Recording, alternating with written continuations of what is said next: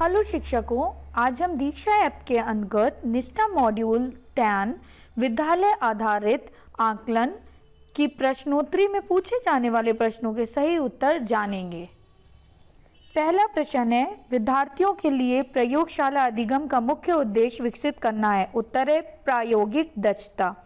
अगला प्रश्न है, निम्नलिखित में से कौन सा कथन आकलन की प्रक्रिया को सर्वोत्तम परिभाषित करता है। उत्तर है विद्यार्थियों में शैक्षिक परिवर्तनों के बारे में व्यवस्थित रूप से सूचना एकत्र करना। अगला प्रश्न है, कथन एक रूब्रिक मानदंडों का एक व्यापक समूह है। उत्तर है कथन एक सही है लेकिन कथन दो गलत है।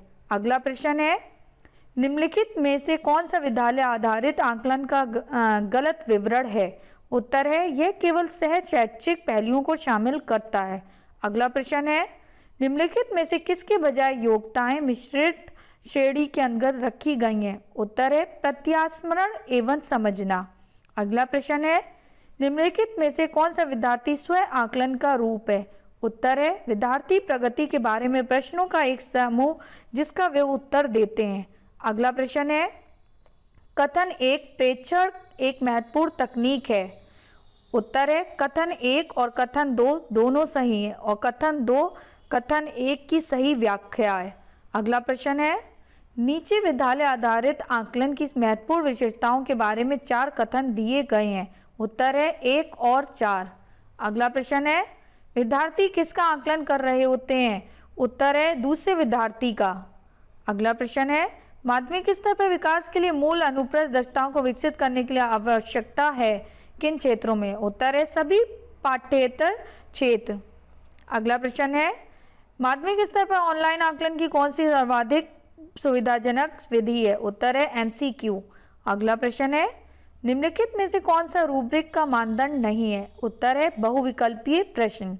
अगला प्रश्न है, निम्नलिखित में से स्वयं आकलन के लिए कौन सा उपकरण नहीं है। उत्तर है कक्षा परीक्षा। अगला प्रश्न है, शिक्षण अधिगम एवं आकलन प्रक्रिया में प्रौद्योगिकी का समावेशन विद्यार्थियों की सहायता करता है। उत्तर है बहुआयामी और किसी भी समय कार्य आकलन के माध्यम से अधिगम के मार्ग। अगला प्रश्न है, रूब्रिक के बारे में निम्नलिखित में से कौन सा कथन सही है। उत्तर है शिक्षक और विद्यार्थी को मिलकर रूब्रिक का निर्माण करना चाहिए।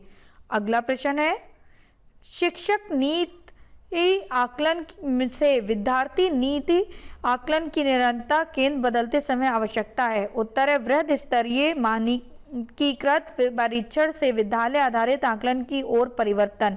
अगला प्रश्न है, अनुप्रस्थ दक्षताएं एवं मिश्रित वर्ग से संबंध रखती हैं। उत्तर है ज्ञान कौशल एवं अभिवृत्तियां। अगला प्रश्न है, निबंधात्मक प्रकार के प्रश्नों का मुख्य लाभ क्या है। उत्तर है मिश्रित अधिगम प्रतिफलों का मापन कर सकते हैं जिन्हें अन्य प्रकार के प्रश्नों से मापा नहीं जा सकता है। अगला प्रश्न है, डैश परिभाषित आयाम या क्षेत्र के लिए उपलब्धि के लिए मानक को क्या कहा जाता है। उत्तर है रूब्रिक। अगला प्रश्न है, आकलन की निरंतरता निम्नलिखित में से कौन सा विद्यार्थी आकलन की ओर अग्रसर होने में अधिक प्रवृत्त है। उत्तर है स्वयं आकलन। अगला प्रश्न है, निम्नलिखित में से कौन सी एक स्वयं आकलन की महत्वपूर्ण विशेषता है। उत्तर है विद्यार्थियों के पास अपने अधिगम की समझ होती है।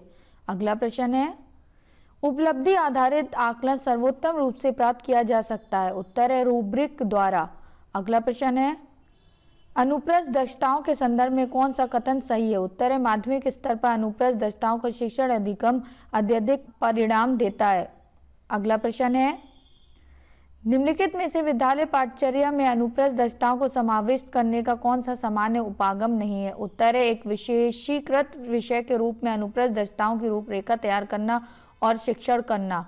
अगला प्रश्न है, साकल्यवादी और पूर्वाग्रह रहित आकलन को किस पर आधारित होना चाहिए। उत्तर है बहुसाक्ष्य। अगला प्रश्न है, विद्यालय आधारित आकलन के प्रारंभ करने का मुख्य प्रयोजन है। उत्तर है सभी विद्यार्थियों का 360 डिग्री बहुआयामी विकास का सुनिश्चित करना। अगला प्रश्न है, विद्यालय आधारित आकलन मुख्यतः डैश के सिद्धांत पर आधारित है। उत्तर है विद्यालय में शिक्षक अपने शिक्षार्थियों की क्षमताओं को बाह्य परीक्षकों की तुलना में बेहतर जानते हैं। अगला प्रश्न है, माध्यमिक स्तर पर आप आकलन रणनीति के रूप में केस अध्ययन को लेना पसंद करते हैं क्योंकि उत्तर है यह विद्यार्थियों को अनुसंधान एवं चिंतनशील परिचर्चा में संलग्न या शामिल करता है। अगला प्रश्न है, कथन एक व्यक्ति अध्ययन विधि का उपयोग करके शिक्षक का उद्देश्य। उत्तर है कथन एक और कथन दो दोनों सही हैं और कथन दो कथन एक की सही व्याख्या है। अगला प्रश्न है, एक प्रकार का आकलन कार्य क्या है जिसमें विद्यार्थी अपने स्वयं के उपलब्धि पर चिंतन करते हैं। उत्तर है स्वयं आकलन। अगला प्रश्न है, निम्नलिखित में से विचारात्मक अवधारणा निर्माण संगठन समकालन संबंध और मूल्यांकन की क्षमता को किसका उपयोग करके मापा जा सकता है। उत्तर है रूब्रिक। अगला प्रश्न है, विश्वसनीयता के साथ अंकन के लिए किस प्रकार का प्रश्न कठिन है। उत्तर है असंरचित निबंध। अगला प्रश्न है, अधिगम प्रतिफल निर्धारित करता है। उत्तर है विद्यार्थियों ने जो सीखा है उनसे उनके उपलब्धि की अपेक्षा की जाती है। अगला प्रश्न है, अधिगम के लिए आकलन में स्वयं आकलन और सभी सहभागी समूह आकलन महत्वपूर्ण है। उत्तर है आत्म प्रतिपुष्टि के साथ अधिगम को विस्तारित करना। अगला प्रश्न है, निम्नलिखित में से कौन सा गतिविधि विवरणिका आकलन से संबंध नहीं है। उत्तर है विवरणिका को आकलन बोर्ड के पास ग्रेडिंग के लिए जमा करना। अगला प्रश्न है, निम्नलिखित रूब्रिक में से कौन सा उपयोग किया जाएगा जिससे हम निपुणता पर प्रतिपुष्टि प्रदान करने के बजाय विविध मापदंडों के लिए ग्रेड प्रदान करें। उत्तर है केवल एक ढांचा या फ्रेम। अगला प्रश्न है, निम्नलिखित में से कौन सा कथन उपलब्धि आधारित आकलन के बारे में सही नहीं है। उत्तर है ज्ञान आधारित सूचना का पुनरुत्थान। अगला प्रश्न है, निम्नलिखित में से कौन सा उपलब्धि आधारित आकलन की एक महत्वपूर्ण विशेषता है। उत्तर है विद्यार्थियों ज्ञान कौशलों व रणनीतियों के उपलब्धि के बारे में इसका उपयोग किया जाता है। अगला प्रश्न है, शिक्षा में आकलन शामिल नहीं है। उत्तर है अधिगम प्रतिफलों का विकास करना।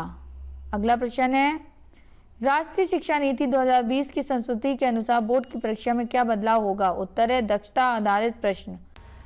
अन्य मॉड्यूल्स के उत्तर जानने के लिए आप हमारे इस वीडियो को लाइक करें, हमारे चैनल किड गुरु को सब्सक्राइब करें और अपने ग्रुप्स में शेयर करें। Thank you.